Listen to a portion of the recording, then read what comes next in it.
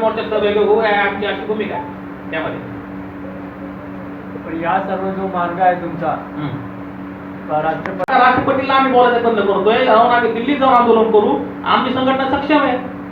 एक 2 आधार कार्ड दिल्ली जाऊन मी बसू शकतो जाऊन, आणि आम्ही त्या तयारीनेच आज तुमच्या समोर आलो ना.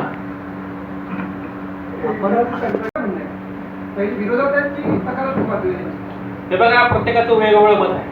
जे भाजपच्या दावणीत बांधलेले आहे त्यांचं मत आहे की आरक्षणाचं वर्गीकरण झालं पाहिजे संख्येनुसार, परंतु या ठिकाणी आरक्षणाचं वर्गीकरण मुळात होऊच नाही अशी आमची भूमिका आहे आणि आंबेडकर समाजाचीच भूमिका आहे. तुम्हाला या मागणीकरिता उपवर्गीकरणासंदर्भात सरळ सोड राष्ट्रपतींनाच निवेदन द्यावं का वाटलं? त्याचं कारण असं आहे सर, आज सरकार विचार करत नाही. आरक्षण ही काही राज्याचा अधिकार नाही. हे आरक्षण हे बाबासाहेबांनी घटनेत नमूद केलेलं आहे आणि घटनेमध्ये हा राष्ट्रपती असतील या देशाचं सगळ्यात महत्वाचं किंवा सर्वोत्तम आणि संविधानाला आणि संविधानानुसार कार्य नाहीये ही आमचा आरोप आहे. आमचं सुप्रीम कोर्टावर आरोप आहे की हा संविधानानुसार तिथे दिलेलंच नाहीये. कारण बाबासाहेबांनी ज्या कलमामध्ये सांगितले की होमोजिनियस समाज आहे त्याचं विघटन करता येत नाही. एकंदरीत न्यायव्यवस्थेवर तुमचा विश्वास आहे? त्या निर्णयाबाबत नाही.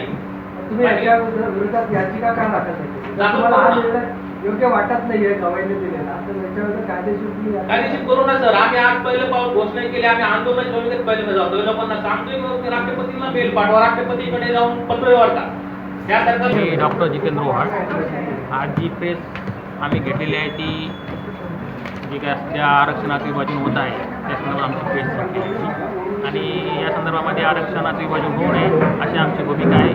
त्या संदर्भामध्ये राष्ट्रपती महोदयांनी हस्तक्षेप करावा आणि सर्वोच्च न्यायालयाच्या निर्णयाचं पुनरावलोकन करून ही प्रक्रिया रद्द करावी अशी आमची मागणी आहे. का तुमच्या मंत्रालयामध्ये पण मोर्चा आहे, हे कसं बघता?